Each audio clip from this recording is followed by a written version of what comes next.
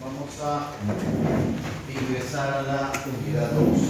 Ya vimos los conceptos básicos de este curso, capítulo 1, el cual consiste en explicar en qué consiste la relación entre las hipótesis, ¿no?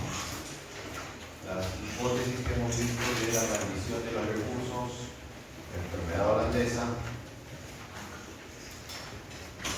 y también los problemas con del actual sistema de cuentas nacionales en que reconocen solamente la extracción de los recursos naturales, pero omiten su depreciación, o sea, su agotamiento, el costo de su agotamiento. Recuerden que la depreciación es un costo, entonces el costo del agotamiento es omitido, entre otras cosas, ¿no?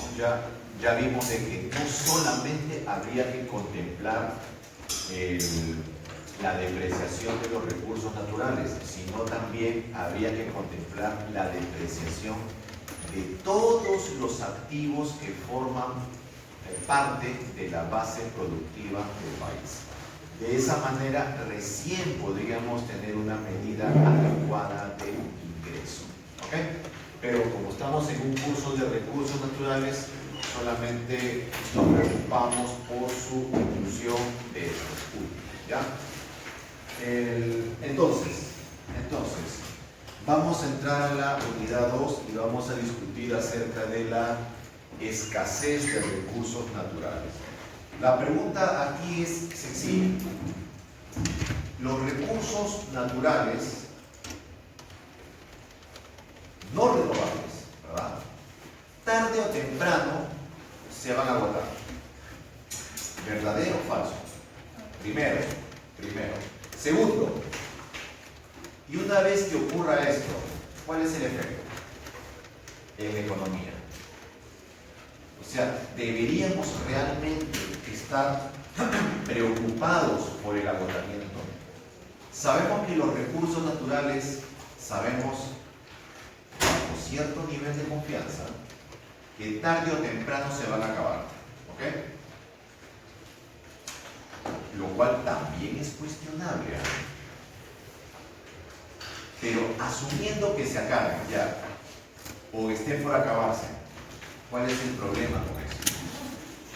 Entonces, muchos académicos, o muchos profesionales, o muchas sociedades se pueden preocupar por este desenlace, ¿verdad? O vivimos de estos recursos y se están acabando.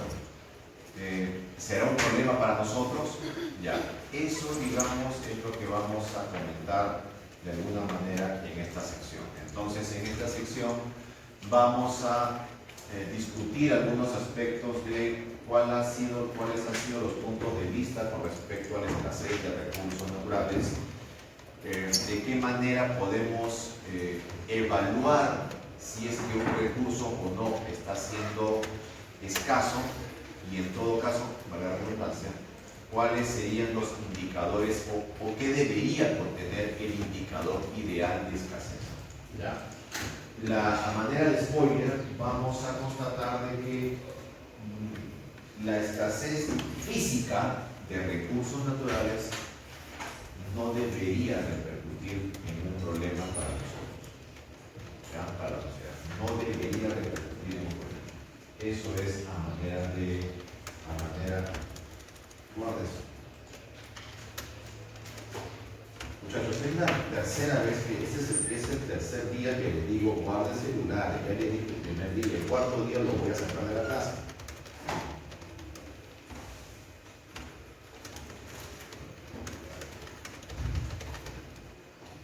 A ver, todos ustedes han escuchado de Malthus, la propuesta de Malthus, ¿verdad? Que la población crece a ritmos geométricos, no obstante la disponibilidad de tierras agrícolas crece a un ritmo aritmético.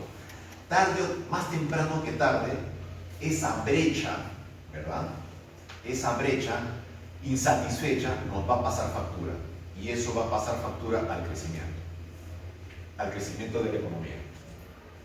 Entonces, ¿qué es lo que falló en el esquema de Malthus? O sea, este fue el primer caso probablemente documentado donde ya se manifestaba la preocupación, ¿verdad?, de la escasez. Sí. Creo que Malthus no toma en cuenta los avances tecnológicos, ¿no? Correcto. Malthus omitió los futuros avances tecnológicos. Y claro, es quien, digamos, más que omitió, sino, o sea, ¿cómo sabría Malthus acerca de los futuros avances tecnológicos, verdad? O sea, es bien complicado que podamos ver el futuro en condiciones racionales, ¿verdad? Difícil ver, no sé si ustedes, pero yo no puedo ver el futuro. Si pudiera ver el futuro no estaría dictando clase. Entonces, claro, pasaron los años y nos dimos cuenta de que Malthus omitió justamente lo que indica su compañero, ¿no? Los cambios tecnológicos. Más adelante hubieron cambios tecnológicos que minimizaron este efecto o incluso lo contrastaron. Habría que preguntarles a los expertos en economía agrícola, seguridad alimentaria y esas cosas, ¿no? Estoy seguro que ellos lo tienen súper claro. Entonces, claro, ¿qué omitió Malthus? El desarrollo de tecnologías que están de moda hoy en día, ¿no? La revolución verde. La revolución verde trata sobre los avances en biotecnología para, o sea, los genéticamente modificados, ¿no? Ya eso, que a muchos no les gusta y les parece. Puede parecernos medio extraño y podríamos oponernos incluso a eso, ¿no? Que no es natural y estamos ingiriendo cosas modificadas. Está en discusión todavía los efectos que esto genera, ¿verdad? Pero lo que creo, nuevamente, no soy el experto en economía agrícola y en esas cosas, pero hasta donde yo entiendo, que quizás es muy poco, es que si no hubiera sido por esta revolución, la propuesta de Malthus se habría mantenido. ¿Ya? Entonces, gracias a estos avances tecnológicos, el rendimiento se ha multiplicado y eso ha permitido, digamos, satisfacer la enorme demanda por alimentos. Hasta cierto punto, presumo. ¿Ya? Entonces, el Malthus habló justamente o estableció que la disponibilidad de terrenos agrícolas no iba de la mano con la demanda. Ya, escasez de terrenos agrícolas. No obstante, aun cuando esta escasez pueda seguirse manteniendo, el rendimiento superó ese problema. En otras palabras, no es que tengamos más tierras agrícolas, sino que la menor cantidad de tierras cada vez son más productivas, que es diferente. ¿Ya? ¿Y gracias a qué? A la revolución verde. ¿Está bien? Ya está. Entonces, ese fue, digamos, el caso más emblemático de que Malthus se equivocó. Felizmente se equivocó, ¿no? Si no, no estuviéramos acá. Luego, en la etapa de la revolución industrial, Gibbons aclaró o digamos, resaltó que esta revolución estaba impulsada en gran medida por la energía barata, por el carbón de aquel entonces. Obviamente el carbón se estaba agotando, y al agotarse el carbón, entonces ya daba las primeras señales de alerta, física al menos. Entonces ahí es que entra Gibbons y en su estudio declara de que, oye, esto está escaseando y esta revolución, o sea, el ritmo de esta revolución va a decrecer justamente por la escasez de la materia prima fundamental, la energía, el carbón. ¿Qué ocurrió después? ¿Cómo enfrentó la sociedad esta limitación? Si la energía era el carbón, ¿cuál es la energía hoy en día? El petróleo, los combustibles fósiles, el descubrimiento de combustibles fósiles, ¿ya? O el uso de combustibles fósiles. Pregunta, ¿los combustibles fósiles a priori se están escaseando? ¿Hay evidencia de eso? No. ¿Cuál es la preocupación hoy en día? En la televisión sale que el petróleo va a escasear, ¿nos asustan con eso? No, nos asustan con otras cosas, ¿verdad? ¿Cuáles son? El daño ecológico, que los recursos ya se agotaron, ¿verdad? Es decir, ya estamos viviendo con cosas prestadas prácticamente. ¿Qué más? Las guerras, epidemias. Tenemos que vivir asustados, si no nos movemos, ¿verdad? Tiene que haber adrenalina en este planeta. Ya está. Entonces, el petróleo dejó de ser un problema. Y si el petróleo escaseara, ¿qué ocurriría? Las energías renovables, ¿verdad? Las energías renovables. La energía solar, nuclear, lo que sea, pero encontraremos la forma. ¿Ya? Miren, ustedes han escuchado de Ricardo, ¿verdad? De Richie. David Ricardo, que es, digamos, el abanderado también de la economía agrícola y todas estas cosas, ¿no? El enfoque ricardiano, ¿no? Todas estas cosas. Entonces, Ricardo, por ejemplo, hablaba de, y vamos a recapitular a Ricardo, en el capítulo 3 incluso, en Economía de los Recursos no renovables, o sea, hidrocarburos, metales. Ahí vamos a llamarlo, vamos a jalarlo a Ricardo otra vez. Ustedes dirán, pero ¿qué tiene que ver Ricardo de agricultura con petróleo y hidrocarburos? Es que David Ricardo propuso una explicación interesante acerca de la diferenciación de rentas agrícolas, ¿no? ¿Cuál era? De que él observó, a manera de spoiler esto, él observó que o sea, digamos, se cultivaba papa, ya, supongamos que era papa. Entonces encontró que algunos agricultores percibían rentas diferenciadas produciendo lo mismo. ¿Cómo es posible esto si producen lo mismo?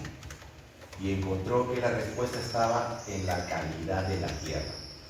Entonces, o sea, hay tierras de mejor calidad para generar un mayor rendimiento y hay tierras más pobres, ¿verdad? Entonces, las tierras más pobres estarán vinculadas a un rendimiento menor, por lo tanto, a una ganancia, a un excedente, una renta menor, renta ricardiana, ¿verdad? Mientras que las tierras con mayor rendimiento o más productivas generarán rentas mayores. Entonces, ¿qué explica la diferenciación de rentas? La calidad del terreno. ¿Está bien? Entonces, Bill y Ricardo ya estaban comentando acerca de los problemas ante, digamos, algunas limitaciones en la agricultura, que eso iba a limitar el crecimiento de la economía. ¿Okay? Mientras menor disponibilidad de terrenos haya, menor rendimiento, entonces, más temprano que tarde, va a haber una brecha que nos va a pasar factura en términos de crecimiento, ¿no? Si falta alimento, falta energía. Si no hay energía, entonces vamos a estar limitados en términos de producción, que justamente es lo que mueve la economía. Ok, el pesimismo llegó hasta un extremo en el año 72. Si ustedes recuerdan, o por historia económica, a inicios de los 70 ocurrió el embargo de petróleo, ¿verdad?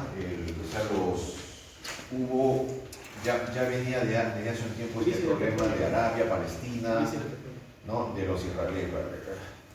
El problema eterno que tienen allá y que no hay forma de solucionarlo, nunca entenderán, ¿ya? Y también se dieron cuenta de que los árabes eran los mayores productores, llevaron su curso de economía general y su profesor ahí les había enseñado acerca de oligopolio, ¿no? O sea, de que pueden formar cárteles, pueden ponerse de acuerdo y pueden incidir en el precio cuando son pocos productores. Entonces dije, molestos, ok, vamos a hacer esto. Y lo hicieron y pusieron en jaque a la economía mundial, porque el precio del petróleo se disparó. Antes el precio del petróleo no había sido ningún problema, porque el petróleo era barato. Eso explica por qué, si ustedes, no sé si ustedes han visto estos modelos de autos, los que le llaman los muscle car, esos autos así largos, esos Dodge que hay en la avenida Colmena, esos Dodge de 8 cilindros que son unos buques, ¿verdad? No saben cómo son rentables esos, pero son autos enormes, o los Chrysler, los Mustang, son autos de 8 cilindros. O sea, son autos que no sé, 1 kilómetro andar en ese auto son 100 soles, creo, no me acuerdo, son carísimos. 8 cilindros, eso no es nada. Pero antes era barato, la gasolina era muy barata, el petróleo era muy barato. Entonces no había problema en tener autos de 6, 8 cilindros. Por eso los autos de los años 50, 60 eran autos hechos para toda la vida, ¿no? Eran autos súper fuertes. Entonces, a partir de ahí, el petróleo se encareció, la gasolina también, y a partir de ahí es que empieza esta invasión de autos japoneses a Estados Unidos. Por eso es que siempre los japoneses, si ustedes ven estos dibujos animados de los cartoons, los antiguos, ¿no? De Bugs Bunny, de Popeye, esos dibujos antiguos, ustedes van a ver que siempre los ridiculizan a los japoneses. Siempre los ridiculizan, de una u otra forma, y era en parte porque le estaban...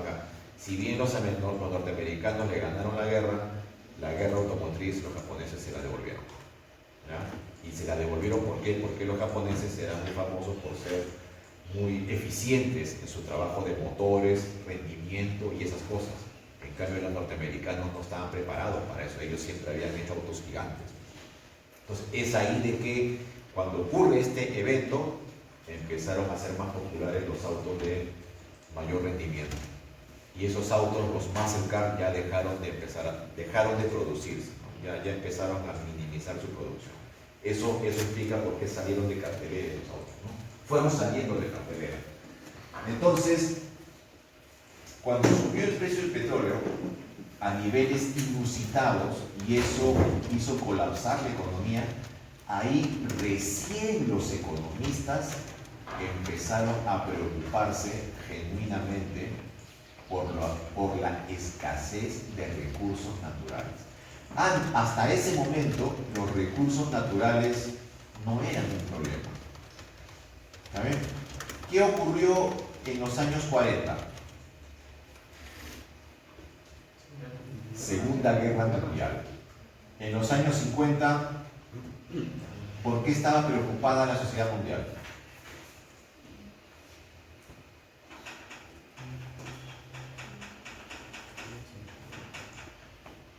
Alternativa A, películas epopeyas como Ben Hur. B, la elección de mi mundo. Y C, cómo cómo crecer ante una economía devastada. La E, ¿verdad? Entonces, en los años 50 ustedes saben que fue una época de prosperidad a nivel mundial, ¿no? Estados Unidos hegemónicamente se convirtió en el país más importante, creció como las nubes. Europa empezó a reconstruirse y también eso impulsó un nivel de, o sea, mientras te reconstruyes, demandas más bienes, más construcción y eso hace que te levantes también. Y eso también hizo que se levantara la economía incluso hasta de Perú. Porque ¿quién era el que les vendía? ¿Qué países eran los que vendían las materias primas para que se reconstruyan ellos?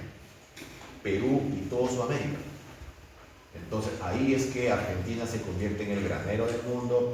Perú vendía hasta petróleo. Perú vendía todo. O sea, de hecho, yendo un poquito más allá y saliéndome un poquito del tema, las obras más grandes de infraestructura en el Perú se construyeron en los años 50, porque había más dinero que nunca con los militares, aunque ustedes no lo creen. O sea, la etapa donde se construyó más, o sea, el Ministerio de Educación, ¿se acuerdan que el que queda en la Avenida Bancay esa mole? Eso fue hecho en los años 50. Y es más, donde ahora es el Hueco, Galerías El Hueco, ahí justamente ese hueco iba a ser para su gemelo. O sea, el Perú, Lima, iba a tener sus torres gemelas. El Estadio Nacional se construyó en esa época. Las grandes unidades vecinales, la unidad vecinal número 3, la que está frente a San Marcos, Mirones, la de Rima, se construyeron en esa época. Nunca más se volvieron a hacer obras de esa magnitud. Presumo que nunca más hubo tanta plata en todo caso. ¿Ok? Entonces miren el nivel de opulencia y de crecimiento que tuvieron nuestros países gracias a la reconstrucción de Europa y el mayor consumo de Estados Unidos, que también se levantó. ¿Okay? O sea, creció más todavía, porque mientras más vendía armamento, más crecían y les prestó plata a Europa, y mientras Europa más se levantaba, ellos le vendían. O sea, todos crecieron. Entonces la preocupación era cómo crecer, ¿verdad? Era el tema de crecimiento. Ahí salió el modelo de Solo y todas estas cosas, ¿verdad? Pero nadie se preocupaba por el agotamiento de los recursos naturales. Pensaban que era eterno. No hay que preocuparse por la energía es barata, el petróleo es barato, ¿verdad? Preocupémonos por otras cosas más importantes. Pero a raíz justamente de el problema del petróleo, es que ahí recién los economistas dijeron: miércoles, tenemos un gran problema aquí. Y a partir de ahí, recién los economistas empezaron a hacer artículos sobre economía de recursos naturales. Es ahí que se crea la economía de recursos naturales, lo cual tiene mucho sentido, porque si los recursos naturales antes del año 70 eran abundantes y nadie se preocupaba, ¿para qué utilizarlos eficientemente si son abundantes? Pero cuando estos ya escasean, ¿verdad? Aunque sea artificialmente porque es un precio alto, entonces, ok, ahora recién nos preocupamos. Y cuando nos preocupamos por los recursos, ya forma parte de la economía, ¿ok? Del estudio de la economía. Entonces, en ese año se hizo un estudio del Club de Roma. El Club de Roma era una institución muy prestigiosa que prácticamente comandaba los mayores estudios hasta ese momento. Entonces les encargaron hacer un estudio y ellos llegaron a la conclusión de que una conclusión casi apocalíptica, ¿no? Hacia el año 2000. Si las cosas siguen como están, hablo de inicio de los 70, entonces hacia el año 2000 ya no habrá esto, escaseará esto, y el año 2000 será terrible, casi apocalíptico. Bueno, ustedes son 25 años, ustedes no habían nacido en la época, ¿verdad? Ya, yo les comento qué ocurrió ese año. El año 2000, Santana sacó un disco espectacular. El año 2000 hubo una fiesta alucinante en el Cusco por el milenio, una gran fumada bailable. Y el planeta alcanzó los mayores niveles de reservas en muchos recursos naturales. O sea, nunca tuvo tantos recursos como en ese momento. La economía siguió avanzando. Ni los mayas, ni el cambio en milenio nos detuvo y seguimos avanzando, seguimos creciendo. No vinieron jinetes del cielo ni nada de eso. No hubo nada de eso. Seguimos creciendo y la economía nunca estuvo mejor. Entonces, ¿en qué se equivocaron los del Club de Roma? ¿Fueron extremadamente alarmistas o omitieron algo sumamente importante? Lo único claro es que fueron extremadamente pesimistas. Extremadamente pesimistas. Hay un pesimismo generalizado. ¿Quiénes son los pesimistas ahora? Obviamente no somos nosotros. ¿Quiénes son los pesimistas? Los ecologistas. Los progresistas. Todos forman un paquete. Todos forman un combo. ¿Ok? Ellos son los pesimistas. Es más, nosotros ya estaríamos muertos, no somos zombies en todo caso. Entonces, esto fue rescatado por ya economistas de verdad. O sea, Dasgupta, Hill, solo, o sea, estamos hablando ya de economistas muy reputados, premios Nobel. Ellos pusieron paño frío a todo esto, ya desde aquel entonces. Entonces ellos dijeron, los recursos naturales, la escasez de recursos naturales, no es un problema el crecimiento económico. No hay que preocuparse por eso. Si está escaseando, ojo, en un momento vamos a detallar todo esto, ¿ya? Pero ellos, en gruesas palabras, prácticamente lo que establecían era que, mira, van a haber muchos mecanismos mediante los cuales vamos a superar este problema. ¿Okay? Y es lo que vamos a pasar a comentar a continuación. Entonces, desde la perspectiva de ellos, la cual es válida hasta hoy en día, no hay que preocuparse por la escasez de recursos naturales. Encontraremos una solución para eso. Y evidentemente la sociedad la ha encontrado y la sigue encontrando. ¿Ok? Entonces, en algún momento escaseó el petróleo. ¿Qué ocurrió? Y se siguen descubriendo yacimientos. Les comentaba ayer, creo, o antes de ayer. En Perú han descubierto una reserva frente a las costas de La Libertad y Lambayeque. Han descubierto grandes yacimientos de petróleo, ¿no? que digamos, están haciendo los estudios para corroborar que efectivamente son tan grandes como parecen. Y si fuese ese el caso, entonces la cosa se va a poner muy interesante para el Perú. Entonces al parecer dejaría de ser un país importador neto, ¿no? Entonces, ya miren, desde los años, ya casi 50 años, ya prácticamente los economistas más serios, más optimistas, establecieron de que hoy no hay que preocuparse por la escasez, hay cosas más importantes en todo caso. Si algo empieza a escasear, ¿qué hace el mercado, muchachos? ¿Qué se supone que hace el mercado? Si empieza a escasear el maracuyás, ya no hay maracuyás, los alberjitas ya se dieron cuenta, bueno, ya saben probablemente, ¿no? Pero ahora ya no lo dejan pasar, ya está, ese auto ya no lo dejan pasar, ya. ¿Qué va a ocurrir? Habrá otro. Habrá un sustituto, ¿verdad? Habrá un sustituto. ¿Ok? Si ya se dieron cuenta quién mete los Happy Brownie, ya, ¿qué va a ocurrir? Un sustituto también. Polvito. Pollito Brownie o no sé, o Gatorade Brownie, no sé. Siempre,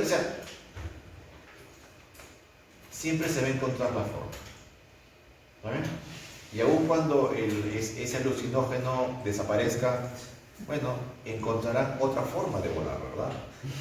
Entonces, el mismo mercado lanza señales de escasez.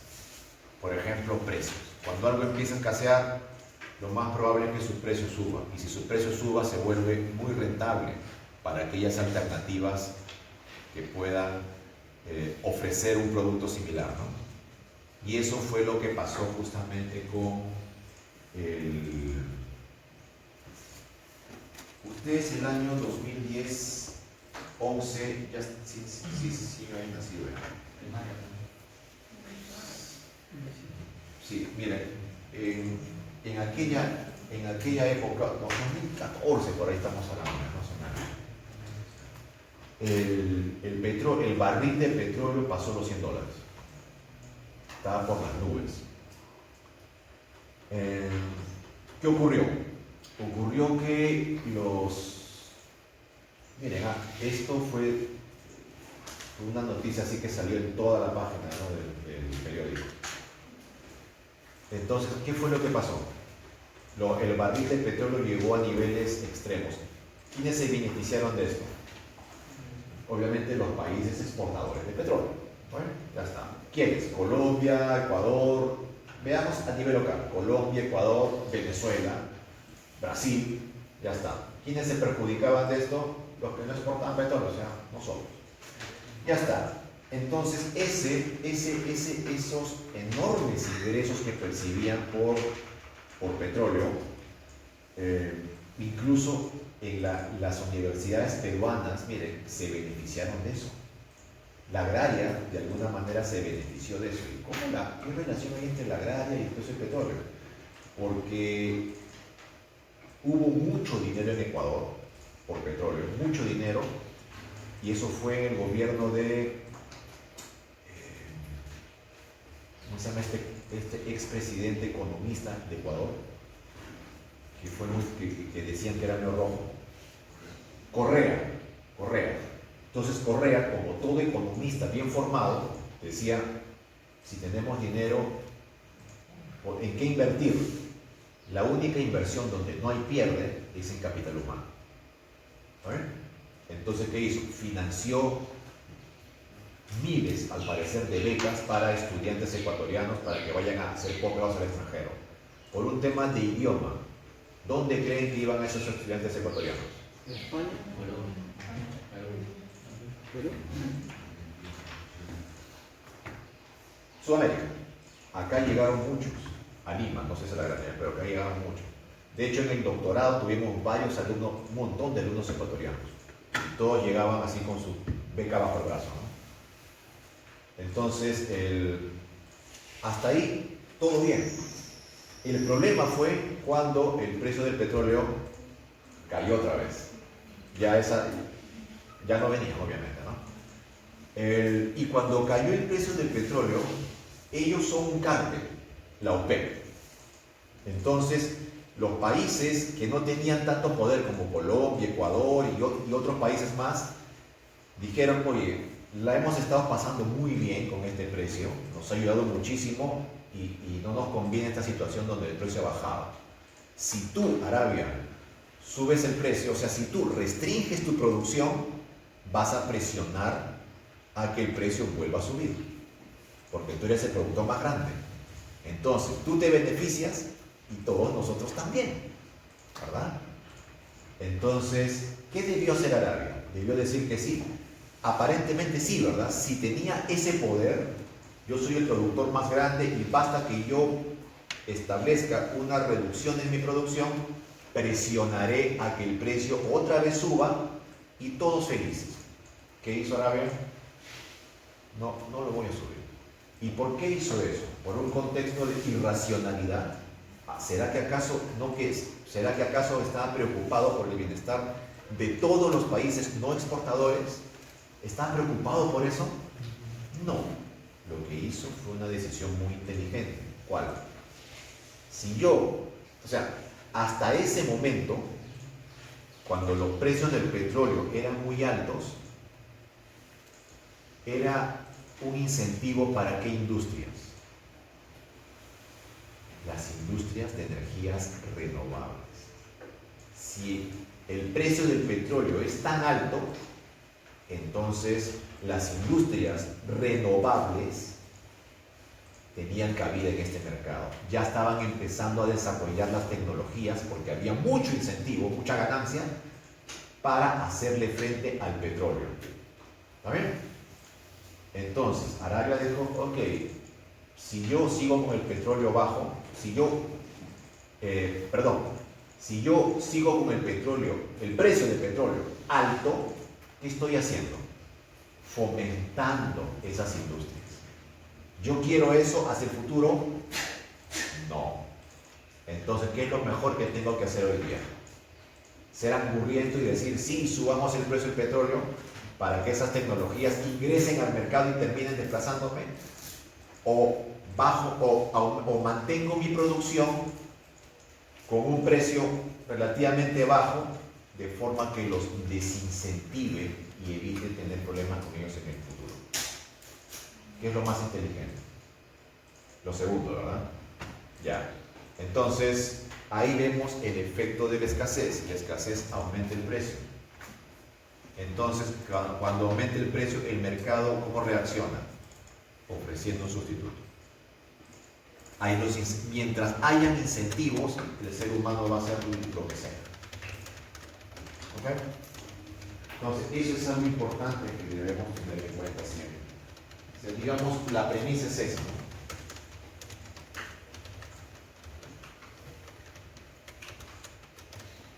Ahora, ¿por qué somos tan optimistas por qué los economistas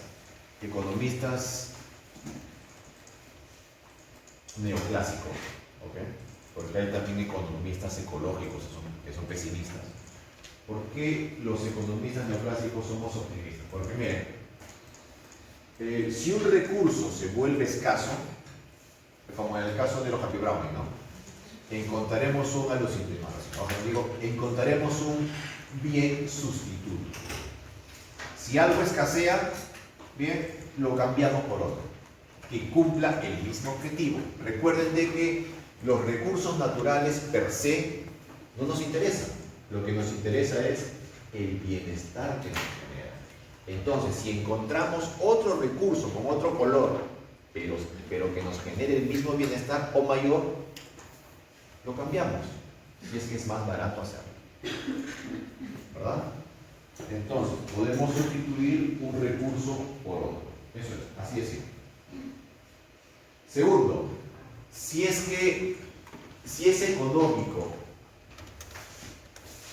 explorar, extraer y reciclar, lo haremos. O sea, y esto ocurrió en Perú en los años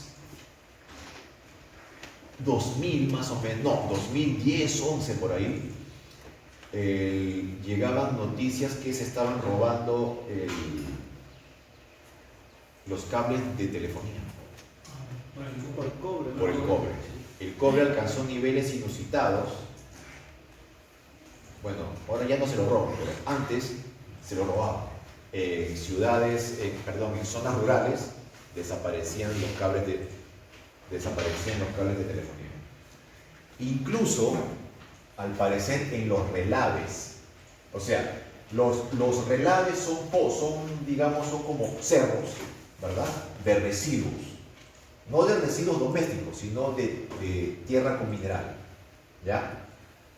Donde han hecho lixiviación y todos esos procesos químicos. O sea, son prácticamente residuos que no son, o sea, ahí, en esos, no sé si ustedes han pasado cuando van a Huancayo o van a Osamán, a esos lugares, ven al costado, a partir de los 3.500, no, a partir de Matucana ya, empiezan a ver eso como unas pequeñas montañas al costado de la carretera, que son cerros evidentemente hechos por el hombre, ya, esos son relaves, depósitos de relaves.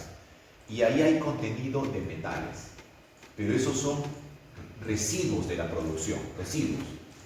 Pero si hay metales, ¿por qué son residuos? Porque no es económicamente rentable sacar el metal de esos residuos, o sea, por eso se descarga. Pero cuando el precio de los metales llegó a ser tan alto, ya era rentable ir a los relaves y sacar esos residuos. ¿Vale? Entonces, ¿eso qué demostró? Demostró justamente esta segunda proposición. Si es que es rentable, miren esta implicancia, si es que es rentable reciclar, reciclaremos. Si no es rentable, no hay forma. Entonces no se trata de que yo voy a reciclar porque estoy en armonía con el medio ambiente y la paz y peace and love y eso, no. Voy a reciclar si y solo si sea rentable hacerlo. ¿Vale? Y esto esto tendrían que vincularlo con economía circular. La economía circular trata de eso. Entonces, como que quedaría más o menos obvio, ¿no? O sea, vas a reciclar sí, pero sí y solo sí, ¿qué cosa? Sea rentable. ¿Cuál es la discusión ahí, verdad? Entonces, esto ya ha ocurrido. Lo otro es que el capital artificial puede reemplazar al recurso A. Por ejemplo, el cobre es importante, entre otras cosas, ¿para qué? ¿Cuál es la aplicación más importante del cobre? Conducción, superconducción. Ya. Entonces, si el cobre empieza a escasear, ¿qué debería ocurrir bajo esta lógica del punto 3?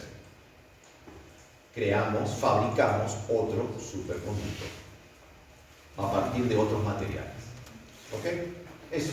¿Por qué? Porque el cobre me importaba, ¿por qué? Por su capacidad de conducción. Eso. Entonces voy a crear, o sea, más o menos, hecho por el hombre, voy a crear un producto que cumpla esa función. ¿Vale? Esperemos que ese no sea el caso, porque nosotros dependemos en gran medida de los ingresos justamente del cobre, ¿no? Perú y Chile produce el doble que nosotros en cobre, y si eso ocurriese, imagínense el impacto en nuestras economías, ¿no? De hecho, hace como 10 años justamente vi en televisión el canal chileno, y el ministro, recuerdo que el ministro, no sé si de minería de ellos o de economía de ellos, decía de que estaban apuntando todo al cobre. ¿Por qué? Porque ya estaban, en aquel entonces ya estaba empezando a ponerse de moda este tema de los autos eléctricos. Y los autos eléctricos necesitan cobre. En el futuro, en aquel momento, ¿no? En el futuro, todos los autos tenderán a ser eléctricos. ¿Qué van a necesitar? Cobre. Por lo tanto, le estamos metiendo todo al cobre. Pregunta, 15 años después, 10 años después, ¿habrá que reevaluar eso? ¿Cuáles son las tendencias? Pues la gente sigue comprando autos. ¿Cómo? La gente sigue comprando autos no eléctricos. Es más, ya se están dando cuenta que esta idea de que el auto eléctrico es menos contaminante... Su fabricación en sí es más contaminante. Más que la fabricación, sino de que el tema es cómo garantizas un flujo de energía. Porque el auto a combustión, el auto convencional, 4 cilindros, van al grifo, quiero mi gasolina y ya está. En cambio, en el auto eléctrico es más complicado eso. Y es más, se llega al extremo de que ya te vendemos, ya, conecta tu auto a un motor que funciona a petróleo. O sea, un sinsentido, ¿no? Se suponía que debías dejar de consumir el petróleo, justamente, o sea, la electricidad en lugar de petróleo, que es más saludable para el ambiente, menos contaminante, pero la energía muchas veces sale del petróleo. Entonces termina siendo un sinsentido eso. Ya, entonces, y eso al parecer también viene con problemas asociados al tema de rendimiento.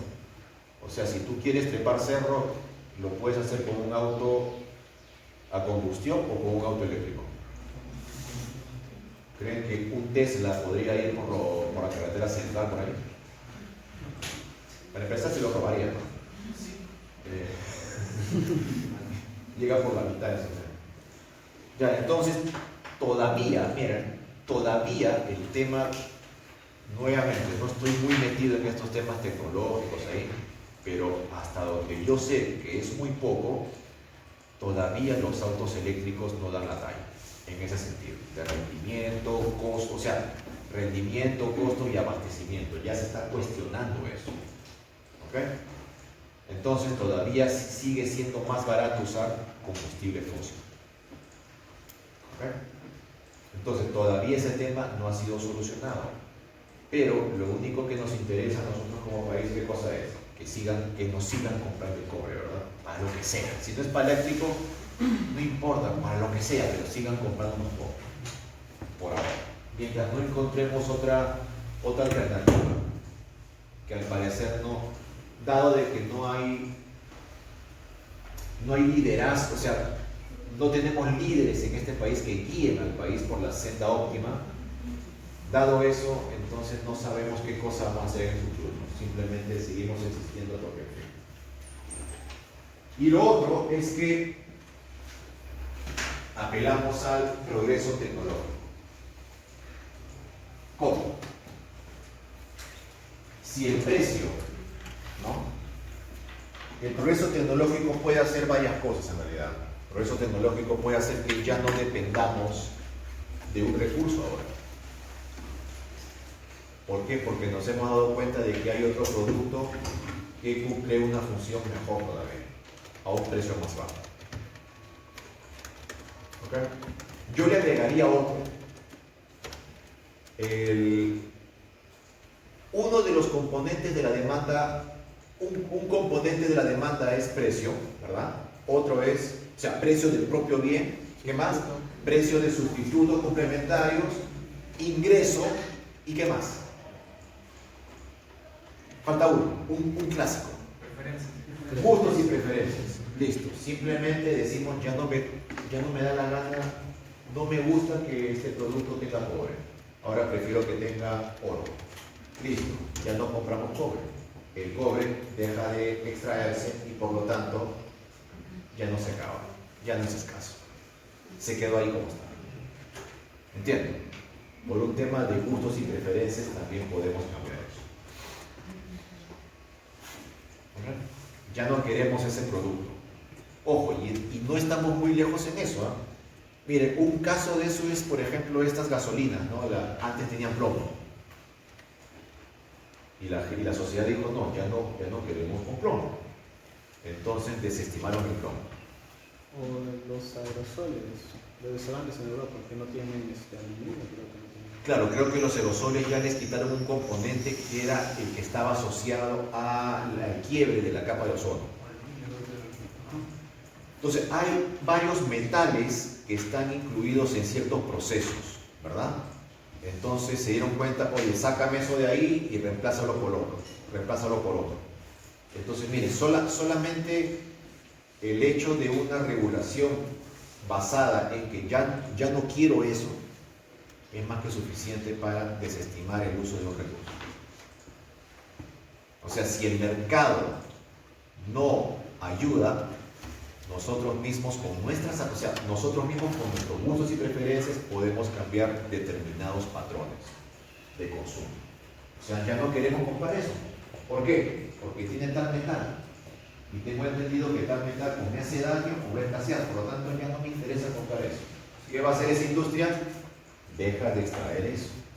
Y eso, el metal que fuere, deja de seguirse extrayendo. Por lo tanto, su precio cae y su reserva se mantiene como está. No se acaba. Enfrentamos la escasez. Listo. Entonces, en lugar de alarmarnos, en lugar de decir, oh, se está escaseando esto, ¿qué será de nosotros? Entramos en pánico. Miren la cantidad de mecanismos por los cuales podemos enfrentar el problema de escasez. Y se ha enfrentado el problema de escasez. Por ese motivo es de que después de esa etapa en donde prácticamente lanzaron mensajes o establecieron unas predicciones apocalípticas para estas épocas, al día de hoy estamos mejor que nunca. ¿Okay? Entonces somos optimistas. La vida nos ha enseñado de que el optimismo va por ese lado. El pesimismo nunca funciona. Y de hecho tenemos que ser optimistas. Si somos pesimistas, entonces ¿qué hacemos acá? Si sabemos que todo va a colapsar, va a fallar, ya no va a haber nada, entonces ¿qué hacemos acá? ¿Para qué estudiamos propuestas? Si el mundo se va a acabar, ¿verdad? Por eso tenemos que ser optimistas. Como economistas tenemos que ser optimistas. Si no son optimistas, son pesimistas, son economistas depresivos, entonces tienen que hacer otras cosas. O sea, este no es su lugar. ¿Ya? Hasta ahí, muchachos. Gracias. Muy bien, es una buena hora. ¿Qué hora es, niños? 10:51. Ya, muchachos. Nos vemos la próxima semana.